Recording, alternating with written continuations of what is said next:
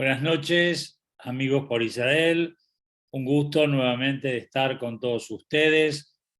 Semana a semana nos vamos encontrando, nos vamos acompañando y nos estamos enriqueciendo realmente con todas las charlas y las actividades que estamos haciendo. Ya estamos en el tercer año y gustosos de poder compartir con ustedes todas estas cosas tan lindas que podemos compartir juntos.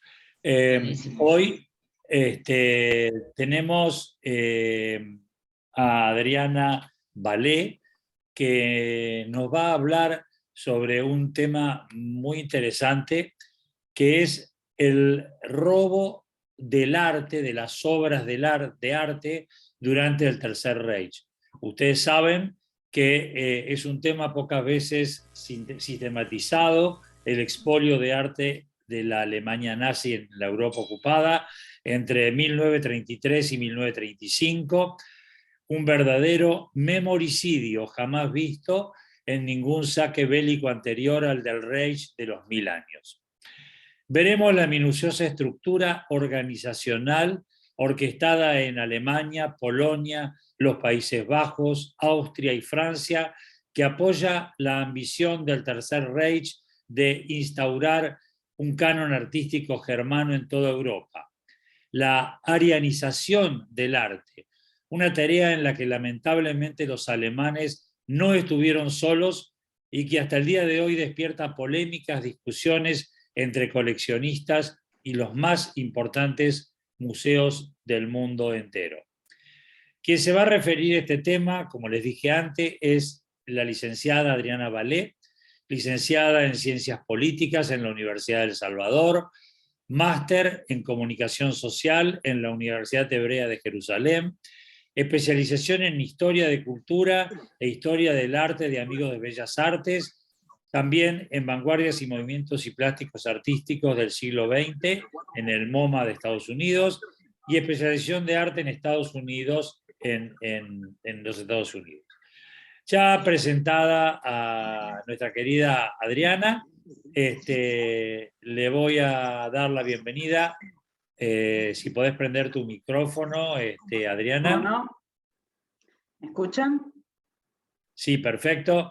Adriana, bienvenida. En nombre de Amigos por Israel te damos una cordial y un abrazo muy fuerte y un reconocimiento total y un agradecimiento por traer estos temas tan apasionantes para todos nosotros. Así que te voy a dejar el micrófono, ya no tengo más que decir y bueno, te escuchamos ansiosos. Gracias, bueno, Adriana. muchísimas gracias a ustedes.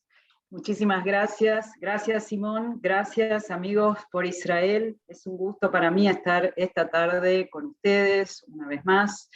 Esta vez para desarrollar un tema que, como acaba de decir Simón, no ha sido verdaderamente sistematizado. Hay un relativo corpus bibliográfico que avala las investigaciones, las notas que leímos, los distintos comentarios que hemos recibido acerca del expolio de arte durante el Tercer Reich, porque en verdad esta articulación en los libros del tema comienza con la caída del muro de Berlín, con el fin de la Guerra Fría. Antes de esa época, por supuesto que el protagonismo, y por supuesto esto continuó, lo tuvo el tema del Holocausto, verdaderamente, cosa absolutamente mayor, pero es recién a partir de 1990 cuando empiezan a conocerse reclamos de descendientes de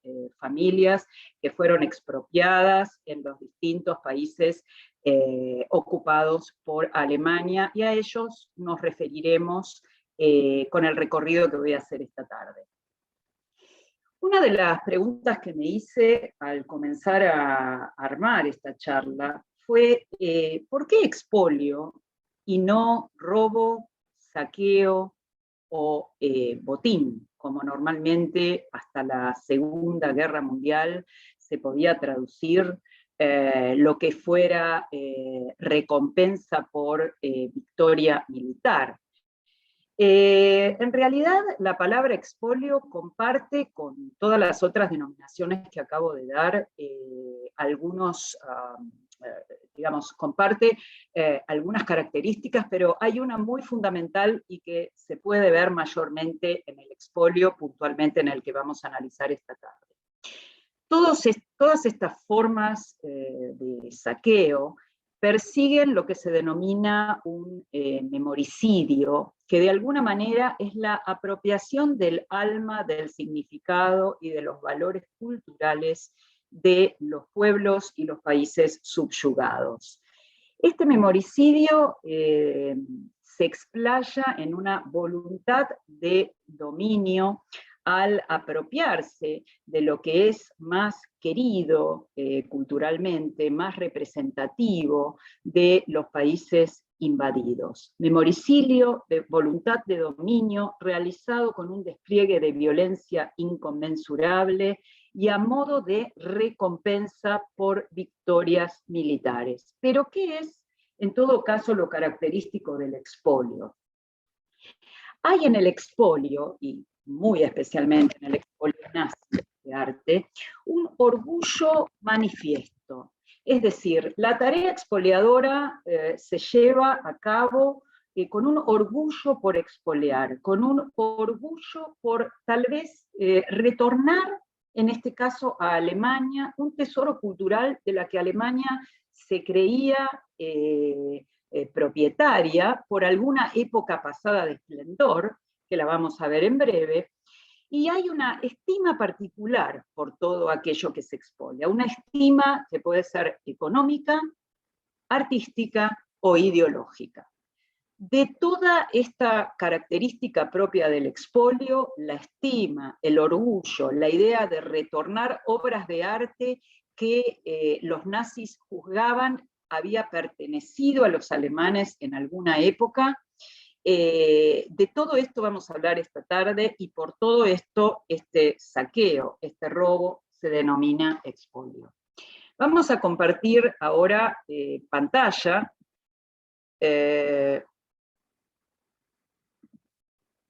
A ver.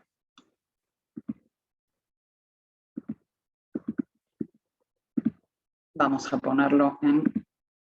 Bien. Hablamos entonces de lo especial que hay en la determinación, en la palabra expolio, en relación a los saqueos o robo de arte anteriores a 1933. Y lo que verdaderamente llama poderosamente la atención es la magnitud del robo de arte, tanto a nivel geográfico como a nivel temporal. Estamos hablando de la desaparición de aproximadamente 600.000 obras de arte en la Europa ocupada, con una proporción aproximada de 200.000 obras entre Alemania y Austria, 100.000 en la Europa occidental, con acento en Francia y los Países Bajos, y 300.000 en la Europa del Este, específicamente Polonia y Rusia. Pero cuando decimos obra de arte desaparecida, hay historiadores que se han dedicado al tema muy seriamente y que pusieron en signos de interrogación la palabra desaparecida, como es el investigador americano-puertorriqueño Héctor Feliciano, que escribe un libro que les recomiendo muchísimo leer, El Museo Desaparecido. Al final de la charla voy a sugerir algunos libros que ustedes pueden adquirir y de alguna manera profundizar en este tema. Feliciano decía, en verdad desaparecidas o camufladas, atesoradas o silenciadas en museos de Europa y de Estados Unidos. Vamos a ver que gran parte de la obra de arte que aún permanece desaparecida se encuentra silenciada al nivel de la disquisición que hace Feliciano en museos como el Louvre, el Museo d'Orsay, el Museo Pompidou, el Thyssen-Bornemisza de Madrid, y sorprendentemente, en el Museo de Arte Decorativo Palacio Errázuriz de la ciudad de Buenos Aires y el Museo Larreta, donde a partir de la época que se denominó en la Argentina la década infame, que transcurre entre 1930 y 1943, e inclusive después, hasta 1947, llegaba de Europa acá a la Argentina obra de arte de procedencia desconocida, que se exhibía como obra de arte francesa, europea o del país del que provenía, sin hablar de la proveniencia de esta obra de arte. Son dos las exposiciones que se hicieron en el Museo Errázuriz entre 1941 y 1947, que se dice verdaderamente que exhibieron arte de procedencia desconocida. Podemos dudar, pensar que esta obra de arte también fue adquirida en el mercado internacional, que comienza a desarrollarse a partir de del Tercer Reich en Europa. Las características del expolio nazi, a diferencia de los saqueos anteriores, como puede ser, por ejemplo, el saqueo napoleónico de obras de arte, sabemos que el Museo del Louvre está por lo menos muy bien representado por las obras de arte saqueadas en las campañas napoleónicas, encontramos como característico la amplitud territorial y cronológica del expolio. En tanto cronología, el expolio se desarrolla desde el año 1933 a 1945, e inclusive cuando Alemania comenzaba a perder, a partir de 1943, luego de la batalla de Stalingrado, se tornan muchísimo más voraces los alemanes en cuanto a la expropiación de arte, de colecciones de museos o de colecciones privadas, como vamos a ver. El territorio que abarcaba el expolio es, miren acá, les puse dos mapas, no por nada, es en verdad que quiero que comparen, todas las zonas en el mapa grande, coloreadas en gris, son las zonas que directa o indirectamente pertenecían al gobierno alemán, y en este otro mapa les coloco, si pueden ver, los límites de lo que fue el Sacro Imperio Romano Germánico. Y lo hago adrede porque el distorsionado mapa que los generales alemanes tenían en la cabeza al momento de diseñar su estrategia de invasión era el mapa que había pertenecido al Primer Reich. El Primer Reich, sabemos que la palabra Reich quiere decir imperio, es el que se desarrolla durante el Sacro Imperio Romano Germánico entre el año 906, después de Cristo, por supuesto, hasta el año 1806, que el imperio del Sacro Imperio Romano Germánico cae luego de la batalla de Austerlitz, liderada por Napoleón Bonaparte, y se disuelve. En realidad, estos fueron 900 años donde los príncipes alemanes tuvieron el dominio casi entero de Europa. Es una época de honor alemán, una época que va a estar de forma nostalgiosa en la cabeza de los generales alemanes. La nueva Alemania debía de alguna manera reivindicar y volver a las fronteras que en otra época constituyó el Sacro Imperio Romano Germánico. No es menor este dato, porque de lo que se trataba para ellos era de devolver todo ese arte, y de ahí el afán expoliatorio a Alemania. Otra particularidad de este tipo de expolio, del expolio nazi, a diferencia de los expolios anteriores, fue la articulación de una maquinaria, de un dispositivo de características obsesivos y sofisticados para llevar a cabo el expolio, conformado por militares especializados en arte, por políticos que de forma colaboracionista, como todos sabemos, la Francia de Vichy, por ejemplo, con el mariscal Pétain, o en Austria con la anexión de Austria y la creación del Anschluss, su canciller, el ministro Adolf Seyss-Inquart, no muy famoso, pero fue quien de alguna manera posibilitó la anexión y la entrada de Hitler a Austria. Es decir, políticos, militares especializados en arte, galeristas, marchands, gente que colaboró con los nazis para identificar colecciones que fueran pasibles de ser expropiadas.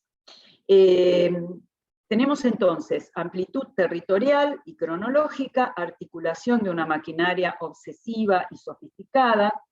El expolio conllevaba una carga ideológica importante. El Reich, el Tercer Reich, se enfrentaba con un canon artístico, que ahora lo vamos a ver, que era el arte desarrollado durante la República de Weimar, es decir, aquella república que surge en 1918 y se extiende hasta 1933, cuando asciende Hitler al poder. Es toda una época donde, al decir de los alemanes, las expresiones artísticas eran de tono degenerado. A eso se llamó arte degenerado. Y ahora, en breve, vamos a ver en qué consistía. Decir que el expolio tenía una impronta ideológica, es decir, que los alemanes querían desterrar el canon artístico degenerado e imponer un canon artístico ario que reivindique los valores del Reich. Por último, se puede decir que el combustible que de alguna manera fogoneó, permitió este avance, este apetito voraz por obra de arte, era una pasión desenfrenada, coleccionista en las filas dirigentes del Reich, especialmente una competencia por atesorar obra de arte descarnada entre Adolf Hitler y Hermann Göring. Muestro acá, en todo caso, lo que, digamos, la inquietud que estos monstruos, en el peor sentido de la palabra, representaban, y cómo, de alguna manera, su afán por atesorar obra de arte hizo de este expolio una cuestión de Estado. Hermann Göring, por ejemplo, había fundado la Fundación Hermann Göring para el Arte. Tenía en su casa de fin de semana la Karin Hall Residence de Göring. Karin era la primera esposa del general Göring, que él la había homenajeado con esta casa, que era una suerte de galería de arte, y es ahí donde Göring atesoraba el arte propio y el arte robado. Acá tenemos las dos pinturas, que eran las pinturas icónicas tanto de Hitler como de Göring. En el caso de Adolf Hitler, el astrónomo de Johann Vermeer, pintor de la escuela flamenca holandesa, y en el caso de Göring, Madonna con niño, pintura de la escuela alemana. Lucas Cranach era su autor, tal vez pocos conocidos, pero es un pintor representativo de la escuela clásica de pintura alemana. Antes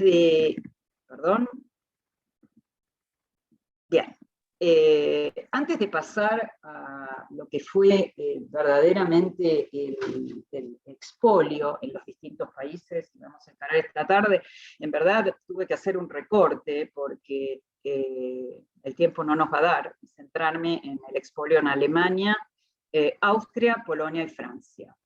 Pero antes de ello, vamos a ver cuál era el tipo de arte entonces rechazado por el Reich.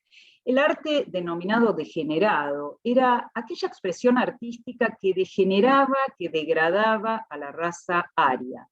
Canon artístico que había que perseguir, que desterrar de territorio alemán y de Europa toda. Recordemos que a partir de 1918 se instaura en Alemania la primera República Democrática de Alemania, la República de Weimar, a partir del Tratado de Versalles. Es la época, el periodo de deshonor alemán, donde se constituye la primera república democrática con una constitución alemana, la Constitución de Weimar, que consagra el sufragio universal como forma de elegir a las autoridades.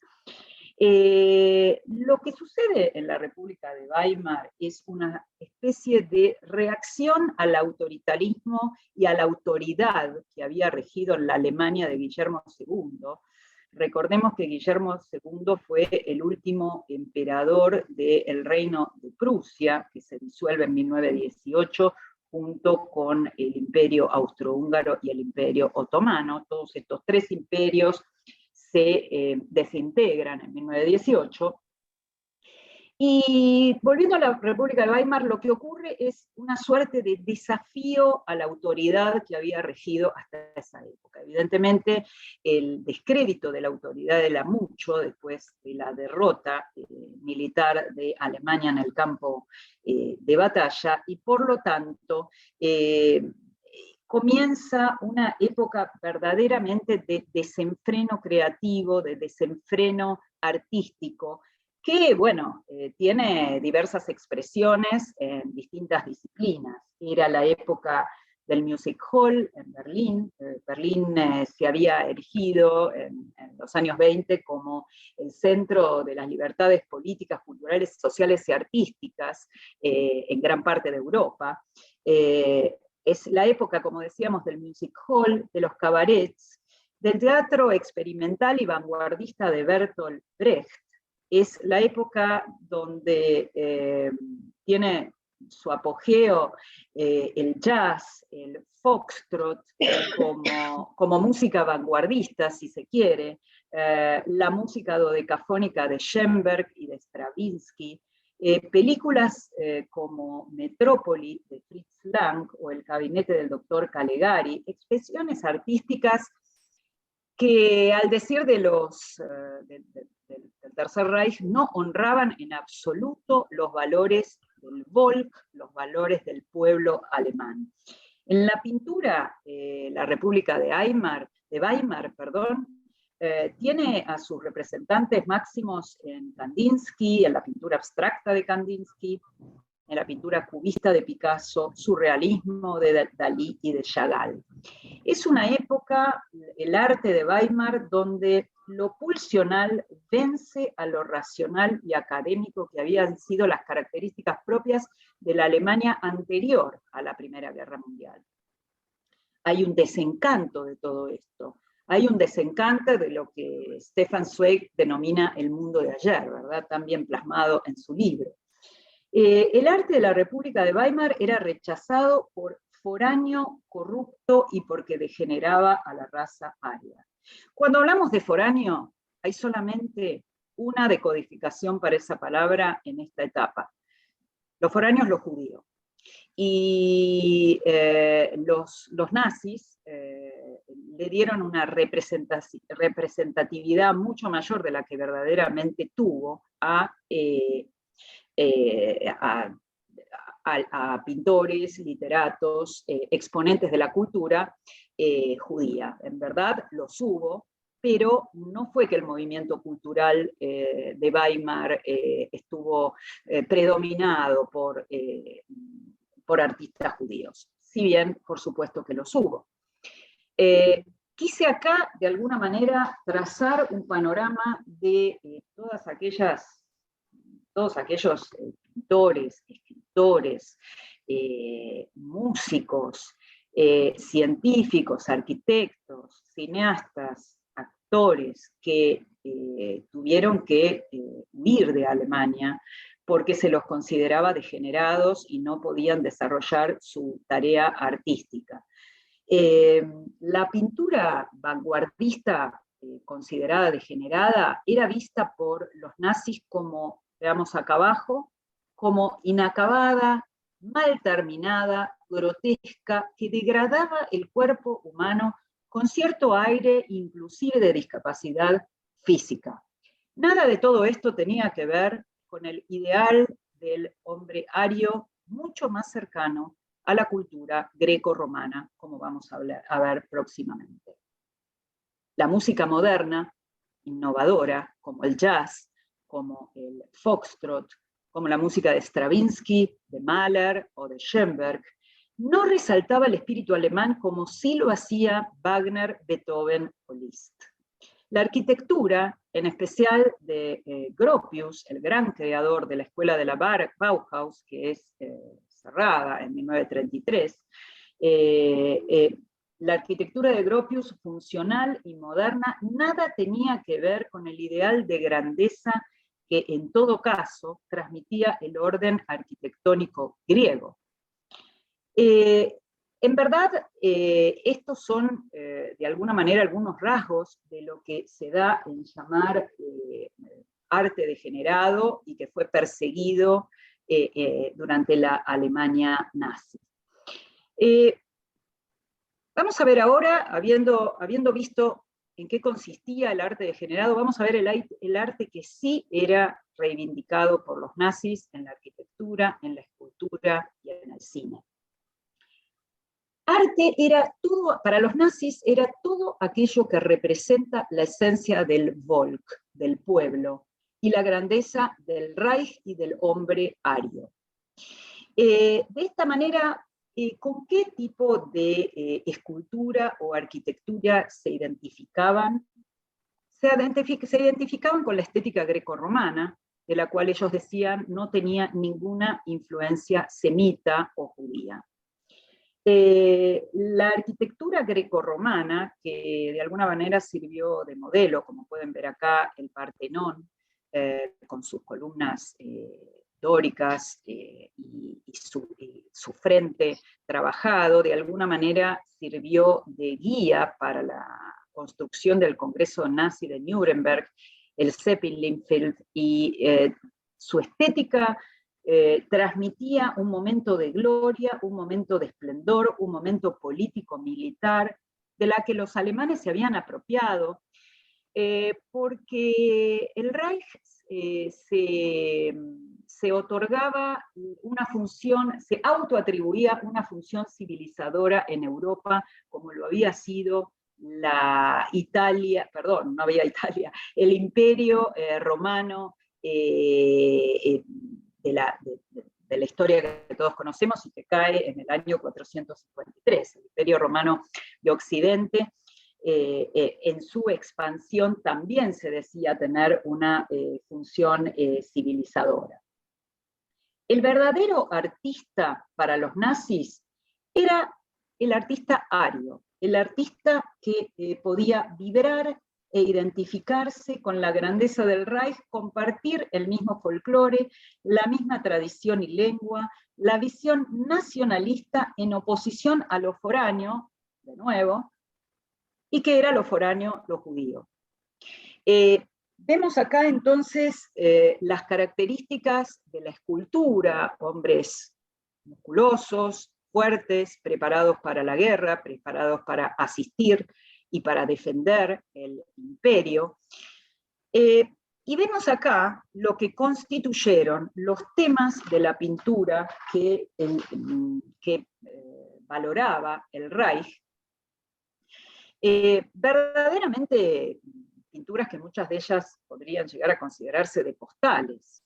La pintura básicamente incorporaba y reivindicaba el valor de la familia, el valor de la mujer como madre, como esposa del hombre que iba a combatir por el Reich, el amor a la tierra, la laboriosidad y abnegación germana, los paisajes alpinos y los paisajes postales, diríamos casi, de toda Alemania. Eran temas concretos, figurativos, temas populares y de alguna manera que no necesitaban ninguna explicación ni mediación para poder llegar al pueblo. Comparemos esta estética que era el gran arte para los alemanes con la estética que acabamos de ver, y nada tiene que ver. Es decir, en las vanguardias hay una suerte de introspección, de subjetividad. Interesante conocer el adjetivo que algunos autores describen a la pintura alemana, el arte nacional socialista como un arte narcótico, es decir, un arte que nunca provocaba preguntas, solamente era contemplar, y contemplar aquello que los alemanes querían transmitir a su pueblo, una imagen idílica de la sociedad alemana libre de conflictos y de preocupaciones, una sociedad bella. Es así que pasamos ahora a quiénes eran los pintores venerados por los nazis y de los que de alguna manera van a querer atesorar obra. Eran pintores que habían residido en lo que ellos tenían en su memoria como la época de gloria del Sacro Imperio Romano Germánico. Pintores holandeses, recordemos que Holanda había sido, y los Países Bajos habían sido parte del Sacro Imperio Romano Germánico, y ese para ellos era el arte que había que venerar. Vermeer, Cranach, Rembrandt, en fin, pintores renacentistas a su vez. Ustedes saben que durante el Renacimiento el tipo de arte que se reivindicó es el arte greco-romano, y muchos de los cuadros eran de temas mitológicos, de relatos de la Ilíada y de la Odisea. Es así que son pintores como Tiziano, Rafael y Botticelli los que de alguna manera van a ser del gusto, junto con la escuela de pintura flamenca, lo que de alguna manera van a ser del gusto de los generales alemanes, y era esa la pintura tras la cual iban. Bien, hablemos un poco ahora de el proceso que se denomina de arianización de la cultura en Alemania y en los países ocupados. Se define arianización de la cultura como aquel proceso llevado a cabo entre 1933 y 1945 que apuntaba a recuperar, preservar, exhibir y difundir, como sea que fuera y donde quiera que esté, el acervo cultural alemán ario. Importante destacar, como quiera que sea y donde fuera que esté, porque esto fue verdaderamente el expolio. Es ir en busca de aquello que en algún momento formó parte del acervo cultural alemán, no importa si fue en la Edad Media, si fue en la Edad Moderna, pero verdaderamente ese era el arte que ellos debían expoliar y volver a traer a Alemania. La arianización del arte tuvo 4 patas, si se puede decir. La creación de la Cámara de Cultura del Reich, la famosa y desdichada quema de libros en Berlín y en el resto de Alemania, la expropiación de colecciones de arte, tanto de colecciones privadas como de museos que exhibían obra de arte degenerada o bien obra de arte del interés clásico de los alemanes, que es la que recién vimos, y las purgas de artistas y científicos que empiezan en 1933 y toman su pico en 1938. En términos generales, el proceso de arianización comienza en 1933, se agudiza en 1935 con las leyes raciales de Nuremberg y se consolida con la Kristallnacht en 1938. Hay 2 figuras, si se puede decir figuras, que fueron los artífices de este proceso de arianización. Una la conocemos muy bien, Joseph Goebbels, que fue nombrado en 1933 ministro de Ilustración y Propaganda, y la otra, no tan conocida, pero diría yo hasta mucho más cercana al gusto estético y artístico de Hitler, Alfred Rosenberg, representante directo de Hitler en la Cámara de Cultura del Tercer Reich. ¿Qué fue la Cámara de Cultura del Tercer Reich? Fue un organismo oficial de vigilancia de la política cultural que se desarrollaba en Alemania. En todo caso, fue un organismo que aglutinó las cámaras de cine, de literatura, de música y de bellas artes dentro de Alemania, y donde todo artista o creador que quisiera desarrollar su tarea creativa debía afiliarse sin duda al Partido Nacional Socialista, pero además ser admitido por la Cámara de Cultura y Arte del Tercer Reich. Por supuesto que artistas judíos o tildados de comunistas o bolcheviques eran rechazados a priori. Era tal la estima que Hitler tenía a los artistas que eran aceptados por esta Cámara de Cultura y Arte, que hasta les había permitido no alistarse en la guerra, por lo menos hasta 1941, que es la invasión a Rusia, pero en general, en todo el devenir de la guerra, no alistarse en el ejército ni ir al frente, porque la manera de defender al Reich desde la cultura era, de alguna manera, seguir produciendo material artístico.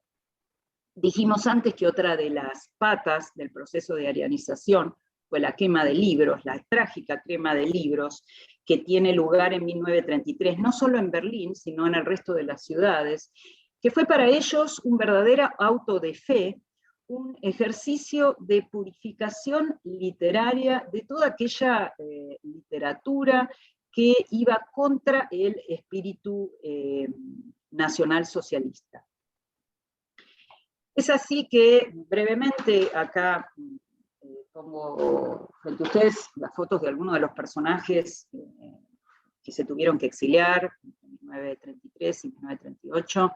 Billy Wilder, Fritz Lang, directores de cine, científicos como Albert Einstein, escritores como Thomas Mann, los sociólogos Adorno y Hockenheimer, dramaturgos como Bertolt Brecht, el escritor Joseph Roth, y Walter Gropius y Vasily Kandinsky, entre otros aproximadamente 1500 personajes de la cultura y la ciencia.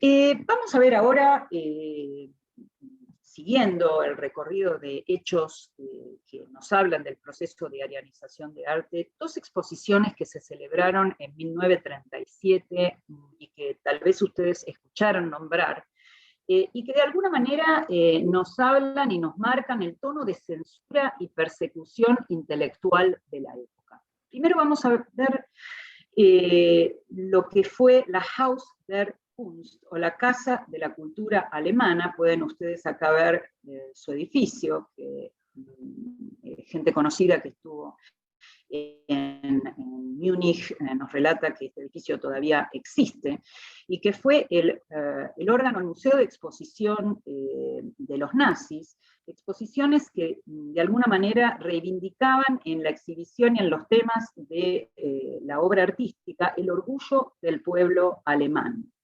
Vamos a ver, acompáñenme, lo que fue ese día brevemente en un breve video.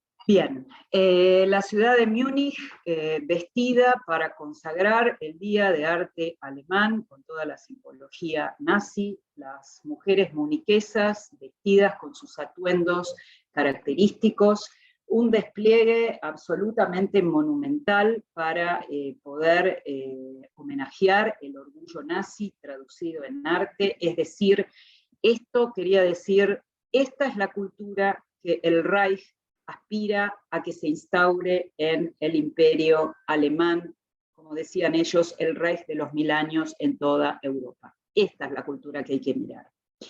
Los 400.000 visitantes que asistieron a la exposición fueron testigos de pinturas afines al gusto de Hitler, esculturas de cuerpos idealizados de estilo grecorromano. Se exaltaba la germanidad primitiva alemana, pinturas y esculturas de arte heroico. Eran estos los valores que se querían transmitir. Muy cerca, diría yo, a unas pocas cuadras de donde se estaba desarrollando la exposición de la Haus der Kunst, y a propósito de esta idea de instaurarse en verdaderos árbitros de lo que era cultura y lo que no era, se desarrollaba la exposición denominada de arte degenerado, y de la que ustedes tal vez han escuchado hablar, que verán ahora en un video mudo que yo encontré de aquella exposición, lo que fue ese día y la manera desordenada, abigarrada, verdaderamente desprolija, a diferencia de lo que fue la exposición de la Haus der Kunst, en la que se exhibían cuadros de tinte vanguardista. Verdaderamente en esa exposición que ustedes ven, se exhibió Picasso, Chagall, Otto Dix, Dalí, representantes de la vanguardia artística que había que desterrar. Era como decir, lo que hay acá a 2 cuadras es arte, lo que hay en la exposición de arte degenerado de Múnich es lo que no se debe aceptar como expresión del arte. Tristemente, una de las frases de apertura de Hitler, en alusión a Van Gogh, sin duda, y a las pinturas de Van Gogh, que acá de alguna manera pongo un ejemplo, fue: los cielos verdes y las noches de amarillo sulfúrico han llegado a su fin. Triste frase con la que intentaba denigrar a uno de los creadores emblemáticos del impresionismo y postimpresionismo. La exposición de arte degenerado estaba dividida en 3 salas: arte blasfemo, arte judeo-bolchevique y arte crítico al honor alemán. Todo esto verdaderamente se fue organizado por Goebbels y por Rosenberg, entre otros, pero es Goebbels quien le otorga a la Comisión de Liquidación de Arte Degenerado la responsabilidad de generar todas las listas de arte vanguardista que pudieran estar en manos de colecciones privadas, judías, o en manos de museos más afines con el arte vanguardista. Pero fue Goering el que se propone subastar todo este arte requisado, este arte incautado a museos y colecciones privadas, y que de alguna manera los historiadores de arte culpan, estoy hablando de Goering nuevamente, de establecer todo un sistema espurio de canje a nivel internacional, a partir de cual se provoca la mayor dispersión de obras de arte en Europa y en Estados Unidos. Es decir, Goering sugirió la subasta de toda la obra de arte robada para obtener divisa, para poder de alguna manera ser utilizada para comprar armamentos y demás para el Reich. De ahí esa apreciación económica que hablamos al principio. Pero no solamente eso, sino que Goering fue el responsable de instaurar todo un sistema de canje donde la obra de arte era robada, la obra de arte vanguardista era robada, para poder ser trocada, cambiada por obra de arte clásica, más afín al gusto del Reich. 3 Van Gogh equivalían a un Rembrandt, 4 Picassos podían equivaler a un Vermeer, y así sucesivamente. Es así que, por sugerencia de Goering, se procede a organizar lo que fue la subasta de Lucerna en Suiza en 1939, donde varios museos del mundo envían, tal vez no van directamente o no muestran su apoyo directo a esta subasta de arte que se sabía era arte expoliado, pero envían a sus marchands, a sus galeristas, para comprar obra de arte en esta subasta de Lucerna en Suiza. El director del MoMA, Alfred Barr, envía a su comprador a esta feria, y es ahí donde se hace el MoMA de una obra de arte, que la pueden ver acá abajo, el Arlequín de Picasso, y que hasta el día de hoy está exhibida en el Museo MoMA. Se le daba de esta forma un barniz legal mediante una compra en una red, si se quiere, espurio, como dije antes, de diseminación de arte a partir del expolio y la posterior subasta en ferias de arte, como la subasta de Lucerna de 1939. En cuanto a la expoliación de arte privado, es a partir de colecciones privadas en Alemania, es a partir de la Kristallnacht de 1938, donde se produce el punto de quiebre para el inicio de una oleada expropiadora de obra de arte, específicamente de familias judías, bajo amenaza de no otorgar permisos de salidas, permisos para poder exiliarse, ¿verdad? Las familias como las del doctor Neubayer, que residían en Berlín, eran las propietarias de una interesante colección impresionista de pintura. Y vemos acá esta obra Rue Saint-Honor, Efectos de lluvia, del pintor judío, no sé si lo sabían, Camille Pissarro, que fue el padre del impresionismo.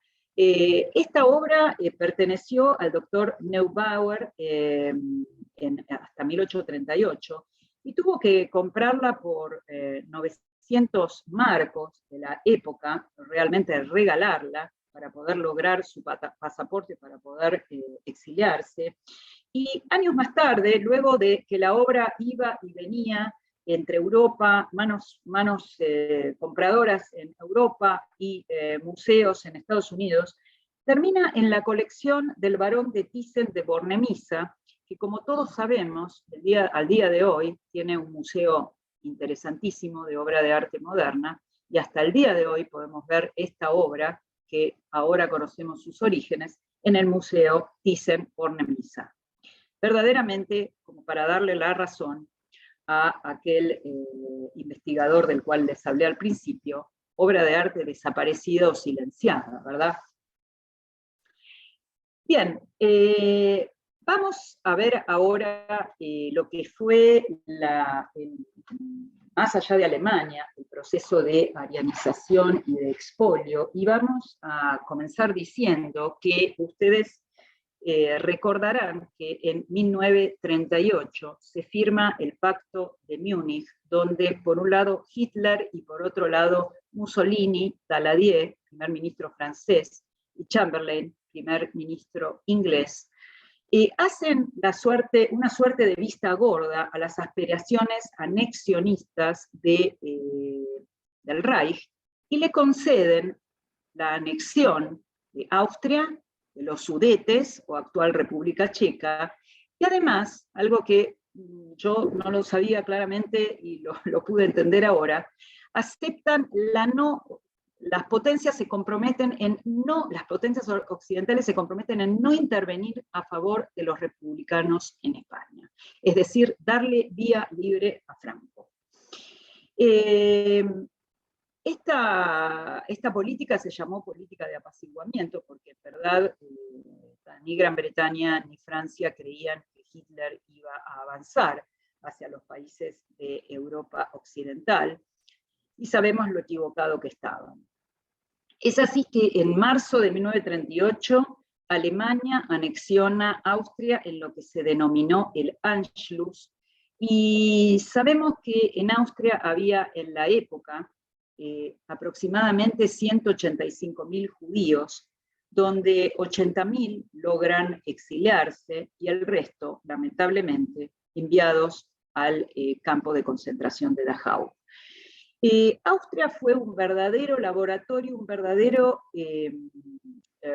centro de experimentación para las estrategias de expolio de arte que se van a desarrollar en Europa toda. ¿Quién estaba a la cabeza y directamente supervisaba el expolio de arte en Austria? Adolf Hitler.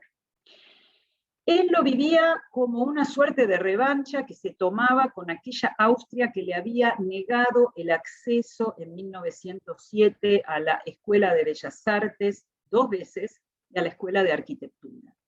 Para él había llegado la hora de la revancha, la hora donde él se iba a hacer de las pinturas austríacas, y se iba de alguna manera a vengar. Pero, ¿qué tenía en mente, en verdad, Adolf Hitler a la hora de expoliar arte austríaco? Él estaba armando su colección personal para donarla, al decir de él, más tarde, en lo que iba a constituir el Führermuseum, o el Museo de Arte de la Ciudad Imperial, que él tenía en mente crear en la ciudad de Linz, ciudad natal de Hitler. Hitler requisa para su colección personal en Austria 86 cuadros provenientes en especial de familias judías, y esto es así si recordamos a uno de los íconos del expolio de arte austríaco, como fue el retrato de Adele Bloch-Bauer, que fue pintado por el gran Gustav Klimt, cuyos mecenas eran básicamente los Bloch-Bauer.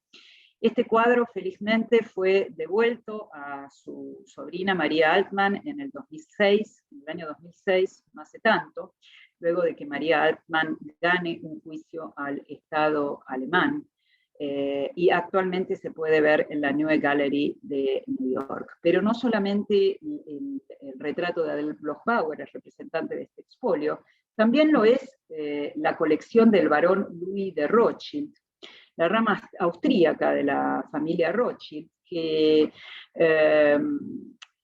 tenía una de las colecciones de arte más importantes de la época, y de arte del gusto de los jerarcas nazis, de arte clásico. Lo arrestan al barón Louis de Rothschild en un intento por salir de Austria, y dice la literatura que luego de un año de negociación, la familia paga la suma de $21 millones, que es en todo caso el rescate, la suma pagada por un rescate a un individuo, a una persona más alta de la historia. El barón Louis de Rothschild se exilia a los Estados Unidos, y todas sus posesiones, incluidos sus palacios, sus bancos, el Creditanstalt y su colección de arte, fue robada y arianizada por la Gestapo. Recién en 1998 se le devuelve a la familia Rothschild 200 piezas de arte robado, que fueron subastados y vendidos por la Casa Christie's de Londres en 1999 para pagar deudas por todos los despojos sufridos por la familia durante la guerra. Se cree que, no sé si lo mencioné antes, si no lo vuelvo a mencionar, perdón, se cree que la colección del barón Louis de Rothschild, de la rama austríaca, como de la rama francesa, como vamos a ver, era del gusto de Adolf Hitler, y se la encontró casi intacta en las minas de sal de la Baja Austria de Altauser. Vamos a hablar un poquito más adelante. En verdad fue encontrada intacta porque, bueno, Hitler era el tipo de pintura, los clásicos, era el tipo de pintura que él valoraba. Entonces fue bien guardada en las minas de sal de la Baja Austria y encontrada por los ejércitos aliados luego de la guerra. Vamos a hablar un poquitito de, lo que fue la invasión a Polonia y el expolio de arte en Polonia. En todo caso, decir que el expolio de arte en Rusia y en Polonia fue realizado con mucha mayor saña y con un objetivo de destrucción, no de atesoramiento, que los expolios en los otros países de los que hablamos, Austria, Francia, Alemania, norte de Italia. Porque el eslavo polaco o el eslavo ruso eran para los alemanes lo que se denomina Untermenschen, es decir, eslavos de nivel inferior, eslavos con los que había que terminar, con los que no había que dejar ningún vestigio de su cultura, ni siquiera atesorarla con ningún fin. Es así que la Luftwaffe ingresa a Polonia el 1 de septiembre, la Wehrmacht inglesa y la Luftwaffe bombardea Varsovia el 1 de septiembre de 1939, destruye el 85% de Polonia y el 43% de los monumentos de Varsovia, un total de 780 monumentos históricos en Varsovia. Pero el acto de expolio más relevante en Polonia, y les pido que posen la vista acá, se produce en la Basílica de Santa María, donde se destroza, se desarma lo que fue el tesoro nacional, y sigue siendo más grande de Polonia, el retablo gótico más grande de Polonia, el retablo de Beit Stos. Una verdadera obra de arte religiosa. Recordemos, acá ven a los costados el detalle, recordemos que la palabra retablo implica obra de arte pintada o esculpida en madera, mármol o piedra con motivos religiosos que se coloca detrás de un altar en una iglesia. El pueblo polaco es un pueblo verdaderamente devoto, cristiano, y este retablo fue construido por el escultor alemán Witt Stworz entre el año 1477 y 1489, solamente porque su autor, porque su creador era de nacionalidad alemana. Este retablo debía a los ojos del Reich volver a Alemania. Son paneles de madera de tilo, de 13 metros de altura por 11 metros de ancho, con 200 figuras talladas. ¿Y quiénes habían sido los modelos para esta obra de arte impresionante? Los propios cracovianos del 1300.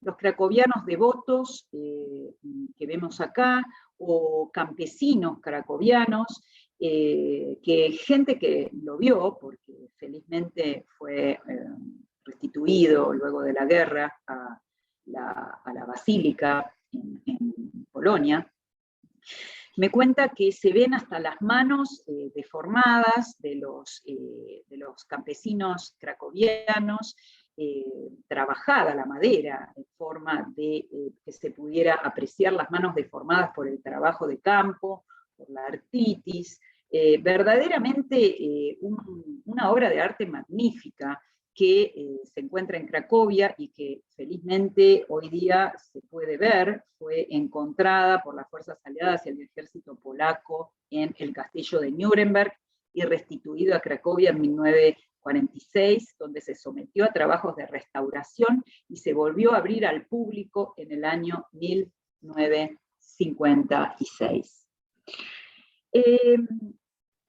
Ahora sí vamos a entrar en lo que fue el país que sufrió el expolio de mayor magnitud, concentrado en las 15 familias más ricas de Francia.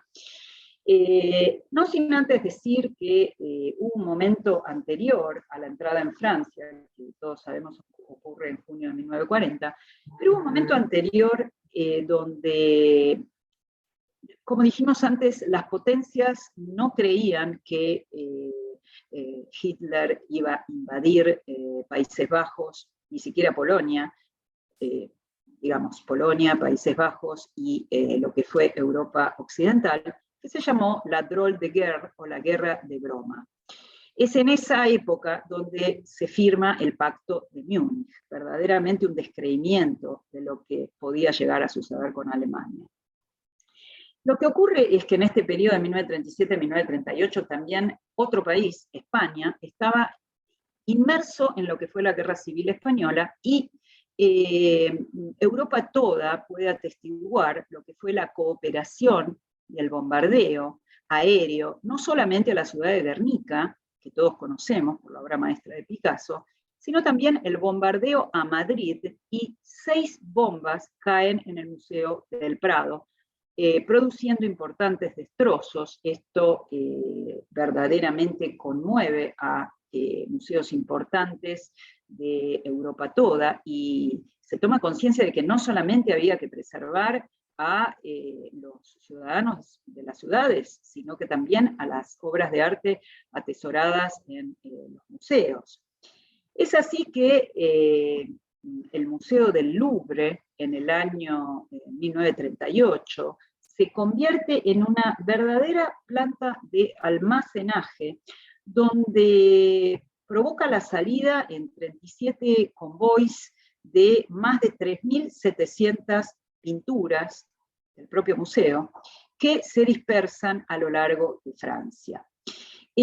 Las 3 obras que más significado tenían, que hablaban de alguna manera del acervo cultural artístico francés, las obras emblemáticas, eran 3. La Gioconda, la Victoria de Samotracia, o Victoria alada, acá abajo, y la Venus de Milo. La Gioconda ya había sido robada en 1911, como ustedes saben. Fue embalada cuidadosamente en una caja de madera de roble, envuelta en terciopelo rojo, y fue enviada al castillo de Chambord, en el río Loire. La Victoria de Samotracia representaba un verdadero desafío, porque esta obra, que data del año 190 a.C., de origen griego, pesaba 30 toneladas de mármol y 2,75 metros de alto.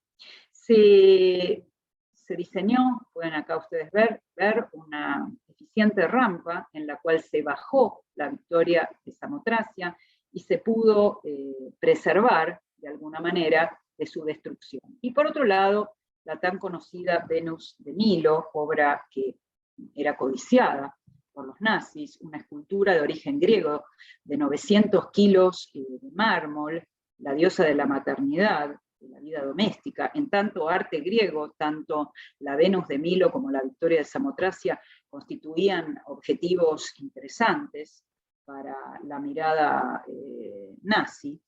Esta obra es escondida en el castillo de Valencey, en el río Loire, en las orillas del Loire, y hay una anécdota que no deja de sorprenderme, aunque nada hay para sorprender acá. Se coloca durante 4 años en el Museo del Louvre una réplica en yeso de la Venus de Milo, que los alemanes, cuando visitaban el Louvre, la admiraban creyendo que era la Venus de Milo original. Bien, en 1940, como dijimos antes, se produce, acá tienen un pequeño video, la entrada de Adolf Hitler con su mejor amigo, el arquitecto Albert Speer, a Alemania, luego de firmar el armisticio franco-alemán, por el cual se comprometía Alemania a cesar las hostilidades con Francia, a cambio de que, por supuesto, la Francia ocupada, pasaba a depender del Reich alemán. Hitler hace su entrada triunfal en París en julio de 1940, y lo primero que expresa es: ver París era el sueño de mi vida. Visita y pasea por la Tour Eiffel, por el Palacio Garnier, o la ópera Garnier, y la Madeleine. Le imparte la orden al arquitecto Speer de comenzar sus obras de reconstrucción de Berlín al más fiel estilo parisino. Verdaderamente París, Francia, constituía todo un objetivo artístico-cultural en la mentalidad del Reich que a sus ojos no se debía de desaprovechar, para lo cual se conforma en París el Grupo de Operaciones para la Protección del Patrimonio Artístico Alemán en suelo francés. Es decir, una atribución de que este arte era alemán, pero estaba en territorio francés y que había que preservarlo. Este grupo de operaciones estaba comandado por quien antes hablamos, Alfred Rosenberg, el comandante Alfred Rosenberg, que era un militar con formación en arte. Difícil entender que gente preparada para la destrucción, para la guerra y para el holocausto tuviese sensibilidad artística. Y de esta manera, el Grupo de Operaciones para la Protección del Patrimonio Artístico se le encomienda un listado de las 15 colecciones de arte más relevantes de Francia, que en realidad pertenecían a las 15 familias más importantes judías en territorio francés. Los Seligman, la línea francesa de los Rothschild, representada acá por Eduard Rothschild, y dueño de esta obra de arte que era del busto de Hitler, el astrónomo de Vermeer, pertenecía a la colección Rothschild de la rama francesa, el famoso coleccionista y galerista Henry Kahnweiler, la familia Weiss, la familia Kahn, que eran los mayores coleccionistas de Picasso en la época, y la familia Gutmann. Estas eran parte de las 15 familias que fueron requisadas y cuyas colecciones de arte totalmente expropiadas para beneficio del Reich. Por supuesto que toda esta expoliación se daba en el entorno de las leyes de Vichy, que se puede llegar a hacer un parangón entre las leyes de Vichy y las leyes de Nuremberg por su gran contenido expropiador de todo el acervo económico y político, acervo económico y cultural de las familias judías. Bien, tras la apropiación de las colecciones de familias judías que abandonaban desesperadamente Francia, estas colecciones eran enviadas a lo que fue de alguna manera el depósito de cuadros en Francia, que fue el museo, no sé si lo conocen, Jeu de Paix. El Museo Jeu de Paix es un museo que está, por supuesto, actualmente en el Jardín de las Tullerías, y que hizo las veces de depósito y almacenaje de las obras expropiadas a las familias judías. Se exhibían los cuadros, vemos acá una foto de lo que era la exhibición, a la espera de que o bien Goering o bien algún emisario, puede ser Hans Posse, que fue el comprador de arte de Hitler, visitaran el Museo Jeu de Paix y eligiesen para su acervo personal las obras de arte de su agrado. Los cuadros que no se elegían se enviaban al Louvre a ser restaurados y luego en convoys se enviaban a Alemania. Felizmente, la persona que ustedes ven acá, Ross Valland, un personaje determinante en lo que fue la posterior restitución de arte, fue la antigua bibliotecaria y archivista del Museo Jeu de Paix, que por el hecho de hablar alemán, los alemanes permiten que se quede en el museo. Hay una película conocida, Los Hombres Monumento, donde la actriz Kate Blanchett personifica de forma muy interesante a Ross Valland, que se las recomiendo. Esta bibliotecaria y archivista clasificaba y de alguna manera categorizaba todas las obras y luego era la responsable de armar los containers o contenedores que eran enviados a Alemania y conocía perfectamente a dónde había sido enviada cada obra expoliada. Pero a la noche, Ross Valland copiaba, linografiaba todos esos listados y un poco más tarde, cuando se produce la liberación de Francia, en 1944, entregaba estos listados a la Francia liberada y a los ejércitos aliados. aliados. Fue, por lo tanto, Rosbaland una pieza fundamental en lo que fue la localización y el posterior retorno de obras de arte a familias no solamente judías, pero en gran parte sí, porque el expolio de arte en Francia se había concentrado en familias de origen judíos. De esta manera se localizarán 650 obras de coleccionistas judíos que fueron expoliados y llevadas a Alemania, a escondites de los que vamos a hablar muy pronto. Y a partir de los listados que había hecho Rosbaland, se pudieron repatriar unas 20.000 obras de arte robadas. Antes de terminar nuestra charla, no quisiera dejar de mencionar las dos iniciativas que me parece constituyeron, de alguna manera, fueron fundamentales en lo que fue el rescate y posterior restitución de arte, de obras de arte, siendo la primera, los hombres monumentos, de los que recién hablamos, y la segunda, la Unidad de Investigación de Arte Expoliado. Ambas creadas a instancias de, la Comisión Roberts del Congreso de los Estados Unidos. ¿Qué fue la Comisión Roberts? De alguna manera, mandato de Franklin Delano Roosevelt, la Comisión Roberts estudiaba los efectos de las operaciones militares y los ataques de guerra en el patrimonio cultural de las ciudades que iban a ser pasibles de ser bombardeadas. ¿Cuándo se toma real conciencia sobre la magnitud del expolio?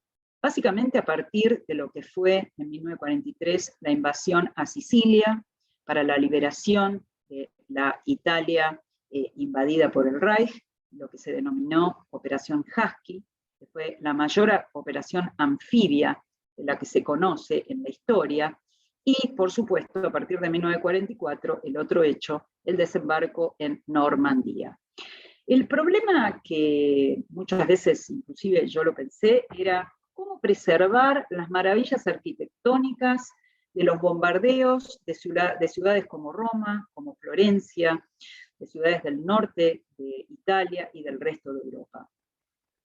Es así que a partir de la Comisión Roberts se llama a una cantidad de militares americanos e ingleses especializados en arte y en arquitectura, y que son los que ya, o bien desde tierra, o bien porque algunos estuvieron directamente involucrados en los bombardeos del ejército aliado, detectaban aquellos objetivos culturales, arquitectónicos de ciudades como Florencia, que no se debían bombardear. Es así que a partir de este aporte pormenorizado de los hombres monumentos, se salvan del bombardeo y destrucción lugares como la Basílica de Santa María de Fiore, para quien estuvo en Florencia, un exponente arquitectónico fundamental del Renacimiento, el Palacio Pitti,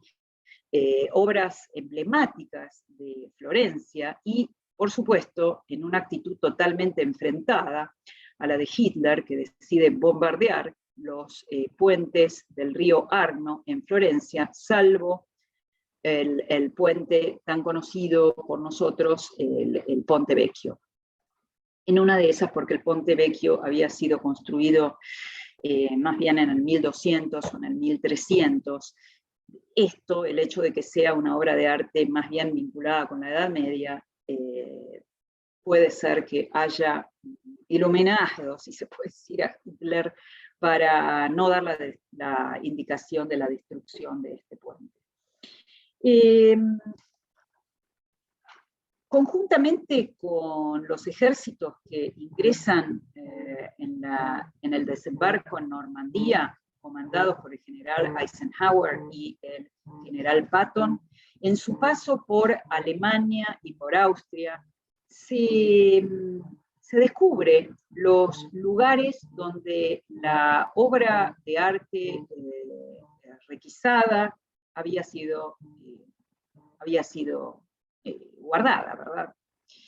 Es en las minas de sal de Altausse, en la Baja Austria, donde se descubre la colección completa de Hitler, la colección que él había dicho iba a exhibirse en su megalómano museo, el Führermuseum, en la ciudad de Linz. Muestro acá donde estaba el Museo Jeu de Paume en Francia, solamente como lugar para visibilizarlo, el castillo de Chambord, donde se escondió la obra de arte, la Gioconda, y el castillo de Neuschwanstein en Alemania. Los tres castillos, los tres lugares fueron de alguna manera, ya sea del lado aliado o del lado alemán, hicieron las veces de escondite de obra de arte, del acervo de obra de arte. Las minas de Altauser, en la Baja Austria, estaban compuestas por 138 túneles subterráneos, y es muy probable que ellos hayan elegido minas de sal, porque como ustedes saben, la sal puede prevenir de que las pinturas puedan llegar a estropearse por los efectos de la humedad y del tiempo. Es ahí donde se encuentra el famoso astrónomo de Vermeer, y que se restituye a la familia Rothschild bastante tiempo más tarde. Pero la otra, de alguna manera, la otra iniciativa de salvación y rescate es la que constituye la Unidad de Investigación de Arte Expoliado, que se crea en 1944, que depende de lo que fue el antecedente de la CIA, la Office of Strategic Services. El interés en especial de la Unidad de Investigación de Arte Expoliado fue una iniciativa de los ejércitos aliados para constituirse en ejes desarianizadores y depuradores del arte europeo luego de la invasión alemana. Es decir, mediante interrogatorios a colaboracionistas nazis, tanto militares como artistas que colaboraron con el régimen nazi, se podía obtener información de cuál era el rol que ellos habían desempeñado durante el proceso de arianización. Finalmente se puede decir que mucho se encontró, mucho se restituyó, pero mucho queda por restituir. Actualmente se sabe que hay más de 400 obras no reclamadas en el Museo del Louvre, 100 en el Museo d'Orsay, 38 en el Centro Pompidou y 13 esculturas en el Museo Rodin, que al día de hoy existen, están en esos museos y no fueron reclamadas por nadie, probablemente porque tampoco hay una legislación a nivel internacional, si bien hubo intentos de consagrar una legislación que sea vinculante y que de alguna manera promueva a que los museos y algunos coleccionistas que no conocen la proveniencia, el provenance, como se dice en francés, de las obras de arte que tienen exhibidas, puedan generar una actitud proactiva para que sus verdaderos dueños puedan conocer y recuperarlas. Por último, decir que el expolio de arte nazi fue una de las causas más resonantes en el juicio de Nuremberg. Fue considerado crimen de guerra y violación a los derechos humanos y se constituyó en aproximadamente 400 folios. Quiero acá dejarles algunas de las organizaciones, los nombres de algunas de las organizaciones y de las iniciativas que hasta el día de hoy existen, entre ellas la del Congreso Judío Mundial y la Organización Mundial Judía para la Restitución del Arte Robado, y ustedes pueden encontrar en internet bastante información en qué consiste estas iniciativas transnacionales para ayudar a la restitución de obras de arte. Y al mismo tiempo quiero, como les dije al principio, sugerir 4 libros que para mí fueron muy interesantes de leer, y en los que pueden profundizar acerca de este tema, que todavía al día de hoy es muy vigente y que lamentablemente no creo que los museos y los estados hagan todo lo necesario para que sus verdaderos dueños tomen contacto y se les pueda restituir la obra de arte requisada por el Tercer Reich. Bueno, hasta acá mi exposición.